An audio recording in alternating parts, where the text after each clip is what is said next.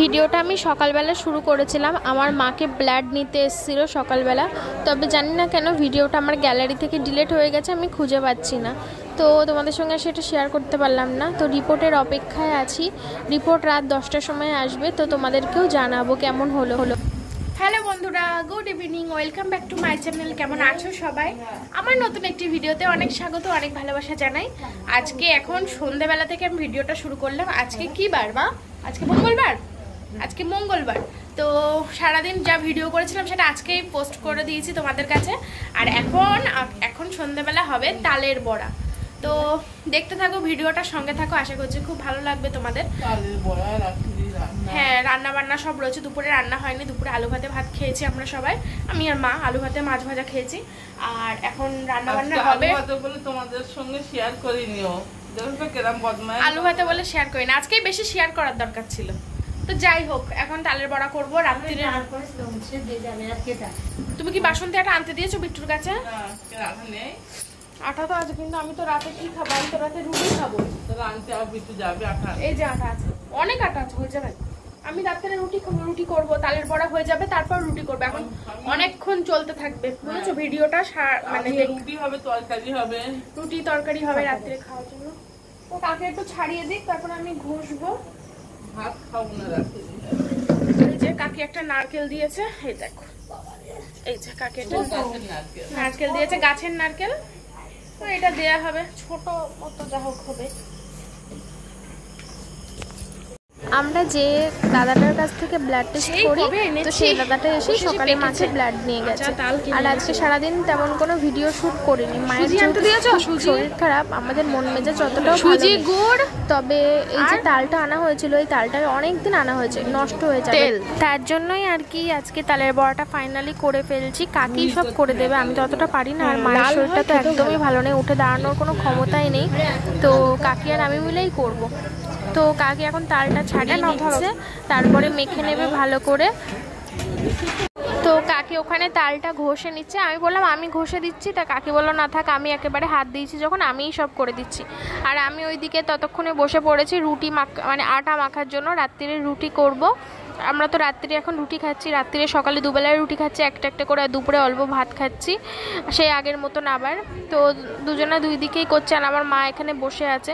মা বারবার বলছে যে বসতে পারছি না, বসতে পারছি না। আমি বলছি যাও ঘরে গিয়ে শুয়ে পড়ো। তবে আমরা এখানে আছি বলে তাই মা এখানে বসে আছে। তো এই দেখো কাকি নারকেল করে দিচ্ছে, সব কাকিই করে দিচ্ছে। পয়সাটা মেয়ে পাবে, হাত খাওয়া হবে।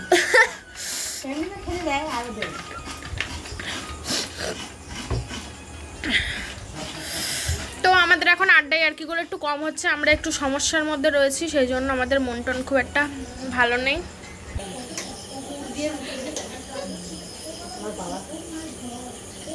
গুড় দিয়ে রুটি চিনি দিয়েছে।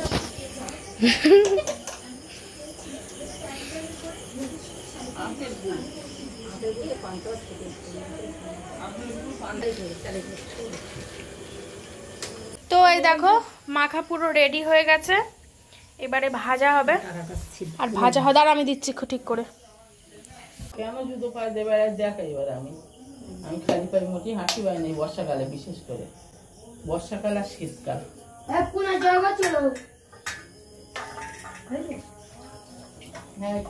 কর না না, পাশে তেল লাগে নাকি? ওই ঢাকনা তালেবেলা কাটতে এরম করে দিতে হচ্ছে। এরম তো মাটা করে দেয় না, মা এরম করে দিতে। কে ঠাম্মা? কোন ঠাম্মা এরম করে দিত? তো ওইদিকে বড়া ভাজার কাজ কমপ্লিট হয়ে গেছে। এবার আমি আটা মানে রুটি করব, মানে আটাটা বেলে নেব, রুটি করব তার জন্য। তো তোমরা একটু ম্যানেজ করে নাও, আজকে ভিডিওটা একটু গোলমাল হতে পারে। শরীরের অবস্থা মনের অবস্থা কোনোটাই ভালো নেই, কি বলছি কি করছি কিছুই বুঝতে পারছি না। ভিডিও এক প্রকার ছাড়বই না ভেবেছিলাম আজকে, কিন্তু তোমরা অপেক্ষা করে থাকো। আর আমার ভিডিও পুরোই রেডি ছিল, আমি রাত্রিরে এডিট করে রেখেছিলাম, পরের দিন আমি এখন ভয়েস ওভার দিচ্ছি।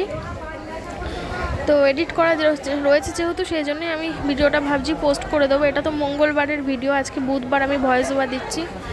তো বুধবারের কথা এখন আর নাই বা বললাম, এখন খুব খারাপ পরিস্থিতিতে আছি। মানে মায়ের খুব শরীর খারাপ, একদমই ভালো না অবস্থা। তো যাই হোক, তোমরা একটু দোয়া করো আল্লাহর কাছে, তোমাদের ভগবানের কাছে প্রার্থনা করো আমার মা যেন খুব তাড়াতাড়ি সুস্থ হয়ে যায়। আর কি বলবো সবাই, আর কি একটু পরেই তোমাদের বলছি যে রিপোর্টে কি এসছে। এটা তো মঙ্গলবার দিন রাতের ভিডিও, তোমরা কেউ ভুল বুঝো না। আমি এক্ষুনি একটা কমিউনিটি পোস্ট করেছি যে মাকে হসপিটালে নিয়ে এসেছি, তো সেটা বুধবার দিন, আর এটা কিন্তু মঙ্গলবার দিনের ভিডিও, রাতের ভিডিও, ঠিক আছে? কেউ গোলমাল করে ফেলো না, কারণ অনেকে বুঝতে পারো না, তো বাজে বাজে কমেন্ট করে ফেলো। তো যাই হোক, তো বন্ধুরা এখন বাজে হচ্ছে রাত 11টা। আমাদের তালের বড়া তো হয়ে গেছে অনেকক্ষণ, কাকিই সব করে দিয়েছে, আমি শুধু ভেজেছি দাঁড়িয়ে দাঁড়িয়ে। আর তারপরে আমি রুটিও করে নিয়েছি, আর রুটির সাথে খাওয়ার জন্য রাতে ডিমের অমলেট করব। আর রাজ রুটি খেতে পারে না, সেই জন্য কাকি ওর জন্য ভাত দিয়ে গেছে। আর আমাদের বাড়ি ডিম টিম ভাজবো, একসাথে খাওয়া দাওয়া করবো রাতে সবাই। তো আজকে তো সকালে দেখেছো মাকে ব্লাড নিয়ে গেছিলো ব্লাড টেস্ট করার জন্য, কারণ আজ কয়েকদিন ধরে মায়ের শরীরটা খুবই খারাপ, মানে উঠতে পারছে না, কিছু খেতে পাচ্ছে না। ক্যামেরায় অতটা দেখানো হয়নি, কিন্তু শরীরটার ভিতরে ভিতরে খুবই খারাপ।